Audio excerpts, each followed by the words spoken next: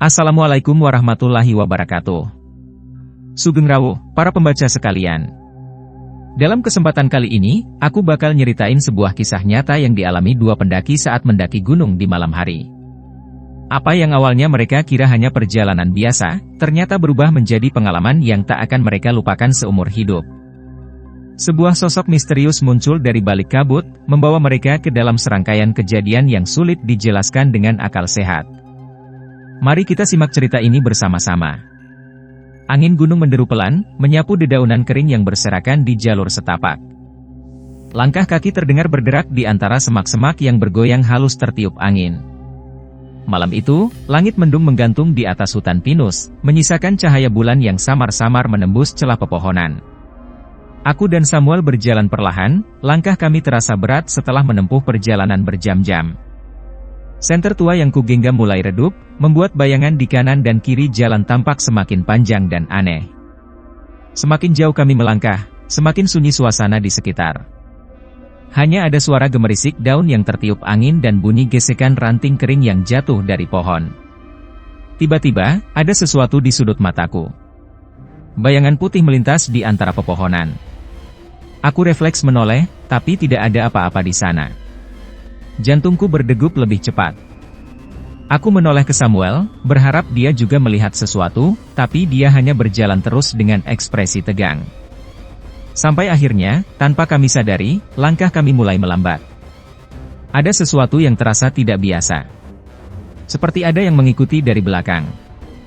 Dan saat aku menghentikan langkahku, srek, srek. Sebuah suara samar terdengar, seperti sesuatu yang sedang menyeret kakinya di tanah berbatu. Aku menelan ludah. Tidak ada siapa-siapa di jalur pendakian selain kami berdua. Aku mencoba meyakinkan diri kalau itu hanya suara angin atau mungkin binatang liar yang bersembunyi di semak-semak. Tapi kemudian, Nuwun sewu. Sebuah suara lirih memecah kesunyian malam. Aku kaku. Di belakang kami, berdiri sosok seorang nenek tua. Rambutnya putih panjang, tubuhnya kurus, wajahnya tertutup bayangan. Kakinya yang keriput terlihat menyeret tanah saat ia melangkah lebih dekat. Nuwun sewu. Suaranya makin jelas. Dada ini terasa sesak. Kakiku mendadak berat untuk digerakkan. Samuel menoleh ke arahku dengan ekspresi pucat. Aku ingin bicara, ingin memastikan kalau aku tidak sendirian merasakan ini. Tapi sebelum aku sempat berkata apa-apa, nenek itu menundukkan kepala, lalu ia menoleh.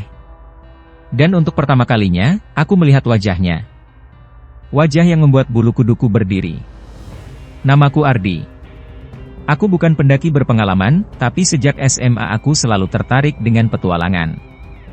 Perasaan mendaki gunung, merasakan udara dingin yang menusuk tulang, dan melihat lautan awan dari puncak, selalu membuatku penasaran. Temanku, Samuel, adalah satu-satunya orang yang selalu bersedia menemaniku. Kami sudah bersahabat sejak kecil. Samuel bukan orang yang banyak bicara, tapi dia bisa diandalkan dalam situasi apapun. Berbeda denganku yang nekat dan impulsif, Samuel selalu berpikir lebih dulu sebelum bertindak. Kalau aku mengusulkan ide aneh seperti, ayo naik gunung malam-malam, dia pasti bakal mengernyit, menarik napas panjang, lalu dengan berat hati mengiyakan. Perjalanan kami kali ini adalah yang kedua kalinya ke gunung ini. Pendakian pertama beberapa bulan lalu, kami hanya sampai setengah jalan. Tidak ada yang menyeramkan waktu itu, hanya perjalanan berat dengan perlengkapan seadanya. Tapi kali ini, kami bertekad sampai ke puncak. Gunung ini bukanlah gunung yang paling tinggi atau terkenal, tapi katanya memiliki aura yang kuat. Banyak cerita tentang pendaki yang tersesat, melihat hal-hal aneh, atau bahkan mendengar suara-suara yang tidak seharusnya ada. Tapi aku tidak percaya begitu saja. Aku lebih berpikir kalau orang-orang itu hanya kelelahan atau kurang persiapan. Kami berangkat dari kota kecil tempat kami tinggal menggunakan angkutan umum. Berbeda dengan sekarang yang mudah naik motor atau mobil, saat itu kami harus berpindah dari satu kendaraan ke kendaraan lain. Dari terminal, kami naik kol tua yang sesak, penuh dengan pendaki lain yang sama-sama ingin menaklukkan gunung. Saat tiba di pos perizinan, matahari sudah condong ke barat. Langit mulai berwarna jingga ketika kami mengurus administrasi. Sambil menunggu giliran, aku melihat sekeliling. Ada banyak pendaki lain yang sibuk mengecek perlengkapan mereka. Sebagian besar adalah rombongan besar, lengkap dengan jaket tebal, sleeping bag, dan tenda modern. Aku dan Samuel hanya membawa tas ransel sederhana. Tenda kami? Hanya tenda pramuka milik ayahku yang sudah lama tidak dipakai. Kompor kami? Bukan kompor gas kecil seperti milik pendaki lain, tapi kompor minyak tanah dengan sistem infus yang entah bisa bertahan atau tidak dalam perjalanan nanti. Setelah urusan administrasi selesai, kami mulai berjalan menuju jalur pendakian. Langit makin gelap, dan aku merasa semakin bersemangat. Yakin kita lanjut malam-malam gini? Tanya Samuel saat kami melangkah masuk ke hutan. Aku tersenyum. Justru lebih seru, kan? Udara lebih adem, kita juga nggak bakal kepanasan. Samuel menghela napas. Ya, terserah kamu aja, Di. Kami terus berjalan. Pepohonan di sekeliling mulai semakin rapat, membuat suasana semakin gelap. Cahaya senter kami menjadi satu-satunya penerangan di antara rimbunnya hutan. Saat itulah, perjalanan kami berubah menjadi sesuatu yang tidak pernah kami bayangkan. Langkah kami semakin jauh meninggalkan pos perizinan. Suara bising para pendaki lain perlahan menghilang, digantikan kesunyian hutan yang pekat. Di kanan dan kiri jalan setapak, pepohonan menjulang tinggi, membentuk lorong gelap yang seolah menelan siapa saja yang masuk ke dalamnya. Udara dingin mulai menusuk kulit, dan kabut tipis mulai turun, mengambang di antara pepohonan seperti selendang putih yang melayang-layang. Aku dan Samuel berjalan beriringan, hanya ditemani cahaya senter yang mulai redup. Awalnya, perjalanan kami terasa biasa saja. Kami melewati jalur berbatu, naik turun menyusuri lereng gunung. Sesekali, suara ranting patah dan dedaunan yang bergesek terdengar dari semak-semak di sekitar. Aku menganggapnya sebagai hewan liar kecil yang bersembunyi di balik pepohonan. Tapi semakin malam, suasana mulai berubah. Di suatu titik, aku merasa ada sesuatu yang tidak beres. Udara di sekitar kami tiba-tiba menjadi lebih dingin, bahkan lebih dingin daripada yang seharusnya. Bulu kuduku meremang tanpa alasan. Aku berhenti sejenak dan menoleh ke belakang. Jalur yang tadi kami lewati sudah gelap total, seolah ditelan kabut yang semakin menebal. Ada apa, Di? Tanya Samuel pelan. Aku ragu sejenak sebelum menjawab, nggak tahu. Kayak ada yang aneh aja. Samuel menghela napas, lalu mengangkat senter ke depan. Kita lanjut aja. Kalau kebanyakan mikir, nanti malah takut sendiri. Aku mengangguk, mencoba mengabaikan perasaan aneh itu. Tapi baru beberapa langkah berjalan, aku mendengar sesuatu. Srek, srek. Suara itu samar, seperti langkah kaki yang diseret di atas tanah berbatu. Aku refleks menoleh ke belakang lagi. Kosong. Tidak ada siapa-siapa. Hanya kabut yang menggantung rendah, membatasi jarak pandang kami. Aku menelan ludah. Kamu dengar sesuatu enggak? Samuel diam sejenak, lalu menggeleng. Dengar apa? Aku ragu ingin menjawab apa, tapi sebelum sempat berbicara, suara itu terdengar lagi. Srek, srek. Lebih dekat. Lebih jelas. Aku dan Samuel saling berpandangan. Aku tahu dia juga mendengar suara itu kali ini. Kami menoleh bersamaan ke arah belakang, ke jalur yang gelap dan berkabut. Tidak ada siapa-siapa. Suara itu berhenti. Aku menarik napas panjang, berusaha mengabaikan ketakutan yang mulai merayap di benakku. Mungkin cuma ranting jatuh, gumamku, lebih untuk meyakinkan diriku sendiri. Samuel tidak menjawab. Dia hanya mengangkat bahu dan melanjutkan langkahnya. Aku mengikutinya, berusaha fokus pada jalan di depan. Tapi saat kami baru berjalan beberapa meter. Nuwun sewu. Sebuah suara lirih terdengar dari belakang. Aku langsung berhenti. Jantungku berdegup kencang. Samuel juga diam di tempat. Kami tidak berani menoleh ke belakang. Nuwun sewu. Lebih dekat. Perlahan, aku menoleh. Di belakang kami, berdiri seorang nenek tua. Tubuhnya kurus, rambutnya putih panjang menjuntai berantakan. Bajunya lusuh, seperti kain lap yang terlalu lama direndam air. Kakinya telanjang, dan yang paling membuatku merinding, dia tidak berdiri tegak. Dia menunduk dalam posisi aneh, lehernya terkulai ke samping, seolah tidak mampu menopang kepalanya sendiri. Samuel mencengkeram lenganku erat. Napasnya terdengar tidak beraturan. "Nenek," suaraku hampir tidak keluar. "Sam, nenek ini dari mana?" Samuel tidak menjawab. Aku tahu dia juga tidak punya jawaban. Nenek itu tetap diam, tapi perlahan dia mulai bergerak. Srek, srek. Kakinya yang keriput menyeret tanah berbatu saat dia melangkah maju. "Nuwun sewu." Dia mengulang kalimat itu lagi, tapi kali ini, suaranya terdengar seperti gumaman yang bergetar, seperti suara seseorang yang baru bangun dari tidur panjang. Aku ingin berlari. Aku ingin menarik Samuel dan kabur secepat mungkin. Tapi tubuhku tidak mau bergerak. Aku hanya bisa berdiri kaku, menatap nenek itu yang semakin dekat. Dan saat jaraknya tinggal beberapa langkah dari kami, dia menoleh. Lehernya berputar perlahan, terlalu perlahan, dengan suara krek-krek yang menusuk telinga. Dan untuk pertama kalinya, aku melihat wajahnya. Matanya kosong.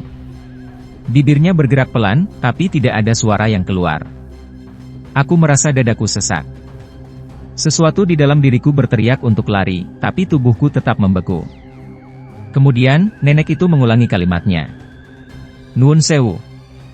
Suaranya berubah. Tidak lagi lirih dan bergetar, tapi semakin dalam dan menyeramkan. Samuel mencengkeram lenganku lebih erat. Aku bisa merasakan tubuhnya gemetar. Lalu, tanpa peringatan, nenek itu tersenyum. Senyuman lebar, terlalu lebar, hingga hampir membelah wajahnya. Aku merasa kepalaku berputar. Dan saat itu juga, dunia sekitarku berubah. Aku tidak tahu berapa lama aku berdiri di sana, membeku dengan mata terpaku pada wajah nenek itu. Semuanya terasa seperti mimpi buruk yang tidak bisa kusadari. Senyuman lebar di wajahnya tampak tidak wajar, seolah-olah rahangnya bisa terlepas kapan saja. Bibirnya pecah-pecah, retak seperti tanah kering, tapi tetap membentuk senyum yang terlalu lebar untuk wajah sekecil itu. Tubuhku terasa berat.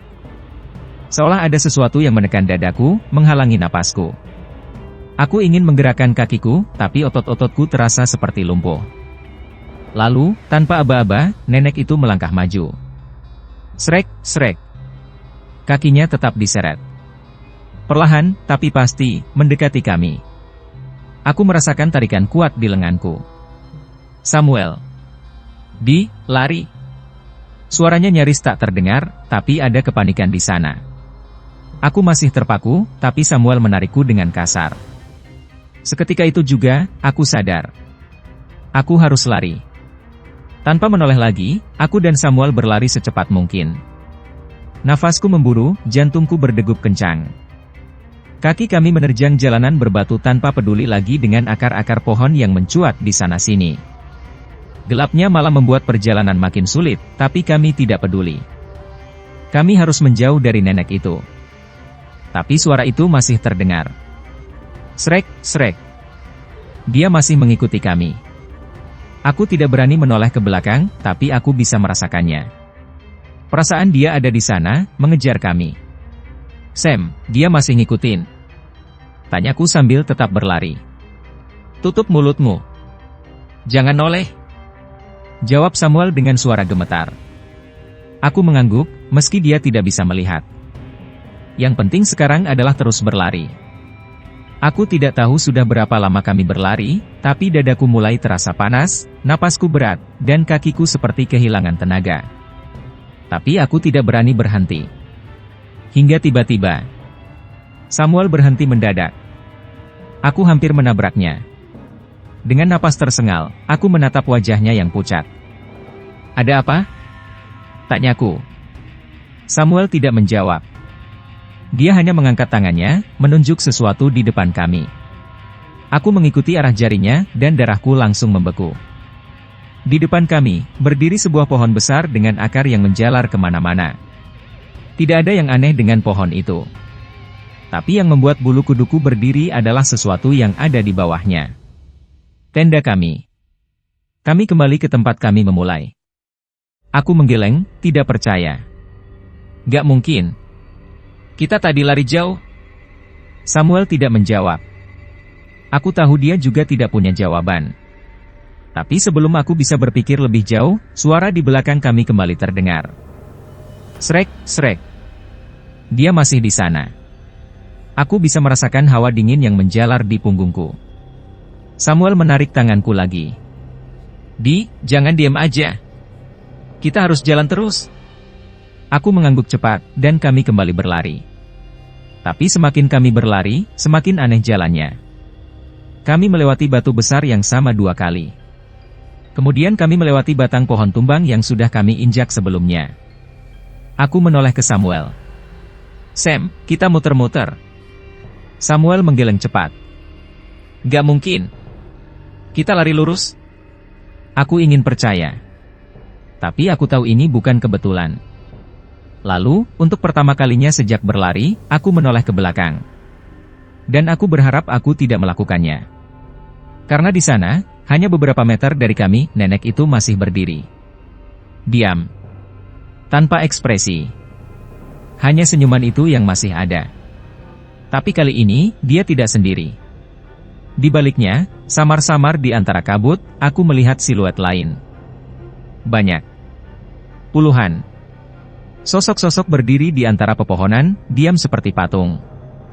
Beberapa tinggi, beberapa kecil, tapi semuanya memiliki satu kesamaan. Mereka semua tersenyum. Aku tidak bisa berpikir lagi. Aku tidak peduli harus kemana. Aku hanya ingin menjauh. Aku menarik Samuel, dan kami kembali berlari. Tapi semakin jauh kami berlari, semakin banyak sosok yang muncul di kanan kiri kami. Aku mulai merasa sesak. Kepalaku pusing.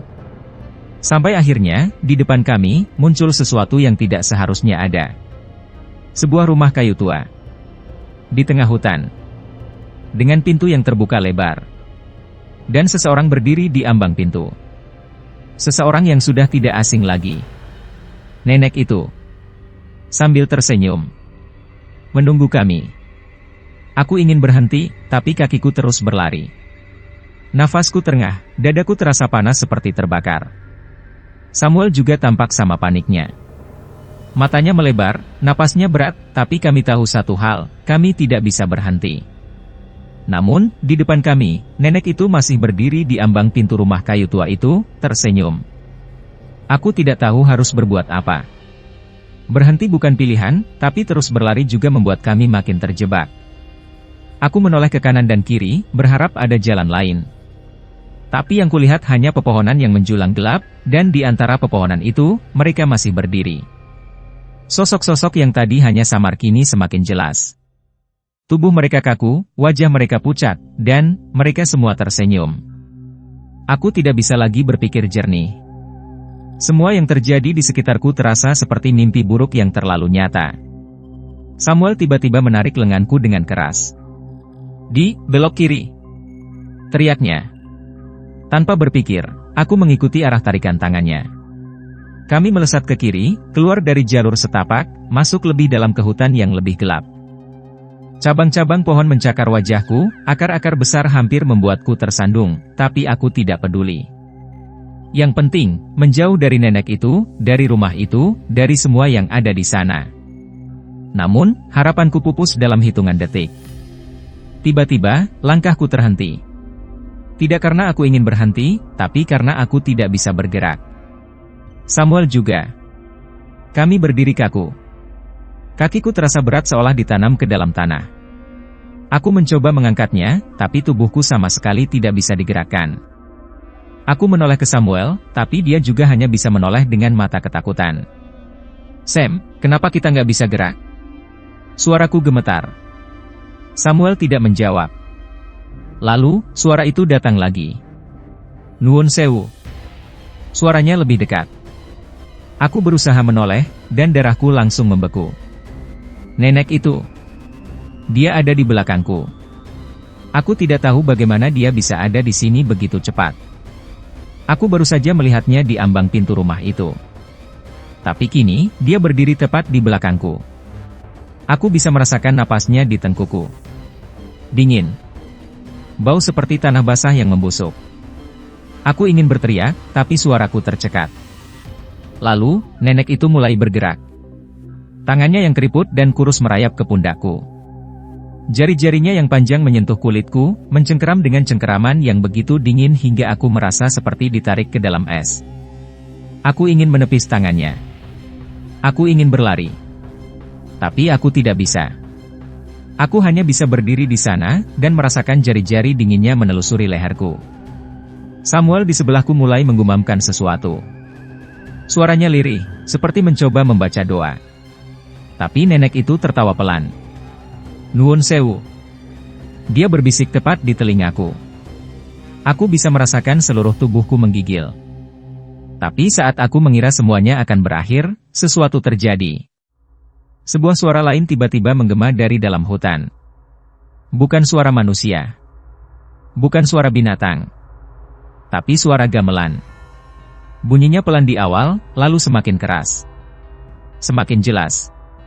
Nada-nadanya berulang-ulang, menciptakan melodi yang aneh dan menusuk ke dalam kepala. Aku melihat ke arah Samuel. Matanya membelalak. Dia juga mendengar suara itu. Dan bukan hanya kami. Nenek itu juga mendengarnya. Jari-jari yang mencengkeram pundakku perlahan melonggar. Aku bisa merasakan hawa dingin yang tadi mencengkeram tubuhku mulai memudar. Aku memberanikan diri menoleh ke belakang. Dan nenek itu tidak ada di sana. Yang tersisa hanya kabut tebal yang menggantung di antara pepohonan. Aku menoleh ke Samuel lagi. Napasnya masih terengah, tapi dia juga sadar akan satu hal. Kami bisa bergerak lagi. Tanpa pikir panjang, aku menarik Samuel dan kami kembali berlari. Kali ini, kami tidak melihat ke belakang. Kami tidak peduli kemana kami harus pergi. Yang penting, menjauh dari tempat itu. Dan saat akhirnya kami menerobos keluar dari hutan, kembali ke jalur pendakian yang benar. Suara gamelan itu berhenti. Hening. Hanya suara napas kami yang tersengal. Kami terjatuh di tanah, kelelahan. Aku menatap langit. Langit yang sama, tapi terasa berbeda. Dan saat itu juga, aku tahu. Kami baru saja keluar dari tempat yang seharusnya tidak pernah kami masuki. Aku masih terbaring di tanah, mencoba mengatur napas yang tersengal. Dadaku naik turun dengan cepat, sementara jantungku masih berdebar kencang. Suara gamelan yang tadi menggema kini lenyap sepenuhnya, menyisakan kesunyian yang menekan. Samuel duduk di sebelahku, wajahnya masih pucat. Matanya terpaku ke jalan setapak di depan kami, seolah memastikan bahwa apapun yang tadi mengejar kami benar-benar sudah hilang. Aku menoleh ke belakang. Hutan lebat yang baru saja kami tinggalkan terlihat gelap dan pekat, seperti gerbang menuju dunia lain. Tapi, tidak ada lagi nenek itu. Tidak ada sosok-sosok yang berdiri di antara pepohonan. Seolah-olah mereka semua lenyap begitu saja. Aku menelan ludah. Sam. Samuel tidak langsung menjawab. Dia masih terdiam, matanya menatap kosong ke tanah. Aku tahu dia masih mencoba mencerna apa yang baru saja terjadi. Sam, panggilku lagi, kali ini dengan suara lebih tegas. Samuel mengedip cepat, seperti baru sadar dari lamunannya. Dia menoleh padaku, matanya masih menyimpan ketakutan yang sama. Kita udah keluar, kan? Suaranya nyaris berbisik. Aku mengangguk, meski dalam hati aku tidak benar-benar yakin. Kayaknya, iya. Samuel mengusap wajahnya, lalu menghela napas panjang. Aku nggak mau naik gunung lagi, Di. Aku terdiam. Dalam situasi normal, aku mungkin akan menertawakannya atau meledeknya. Tapi kali ini, aku tidak bisa. Karena aku juga merasakan hal yang sama. Kami duduk di sana cukup lama, membiarkan tubuh kami pulih. Dingin masih menyelimuti tubuh kami, tapi tidak sedingin saat nenek itu menyentuhku. Aku mulai merasa lebih tenang, meski rasa takut itu masih bersemayam di sudut pikiranku. Kita turun aja, kataku akhirnya. Samuel menatapku, lalu mengangguk cepat. Kami berdiri dengan sisa tenaga yang ada, lalu mulai berjalan menyusuri jalur setapak. Kali ini, tidak ada suara aneh, tidak ada kabut yang mengikuti kami, dan yang paling penting, tidak ada nenek itu. Langkah kami lambat, tapi pasti. Tidak ada lagi kata-kata yang keluar dari mulut kami. Aku tahu Samuel juga tidak ingin membahas apa yang baru saja kami alami. Semakin kami turun, semakin terdengar suara-suara lain. Suara tenda-tenda pendaki yang berkibar tertiup angin, suara orang-orang berbincang, suara kayu yang berderak saat dimasukkan ke dalam api unggun. Aku dan Samuel saling berpandangan. Suara-suara itu terdengar, nyata. Kami telah kembali. Begitu sampai di pos perkemahan, aku melihat beberapa pendaki lain masih duduk di sekitar api unggun, menikmati teh hangat sambil tertawa kecil. Salah satu dari mereka, seorang pria berjaket hijau, menoleh ke arah kami. Baru turun? Tanyanya ramah. Aku ingin menjawab, tapi tenggorokanku terasa kering. Samuel yang akhirnya bicara. Iya, jawabnya pelan. Baru turun. Pria itu mengangguk. Gila, kalian mendaki malam-malam gini? Gak takut tersesat? Aku menelan ludah. Kata, tersesat, itu membuat bulu kuduku berdiri lagi. Aku ingin tertawa, ingin bilang bahwa kami memang hampir tidak kembali. Tapi aku tidak bisa. Jadi aku hanya tersenyum kaku. Iya, untungnya enggak. Aku menepuk bahu Samuel, memberi isyarat agar kami pergi ke tenda kami. Kami tidak ingin berbicara dengan siapapun sekarang. Begitu sampai di tenda, kami langsung duduk di dalamnya. Aku menyalakan senter, dan untuk pertama kalinya sejak kami kembali, aku merasa sedikit lebih tenang. Tapi saat aku mulai melepaskan tas ranselku, mataku menangkap sesuatu. Di depan tenda kami, tepat di atas tanah yang lembab, ada sepotong roti. Roti sisir, masih terbungkus rapi. Sama seperti yang kemarin diberikan pria misterius yang tidak pernah terdaftar di pos perizinan. Aku menoleh ke Samuel. Dan saat itu juga, aku tahu. Kami memang berhasil keluar. Tapi mungkin, kami tidak benar-benar bebas.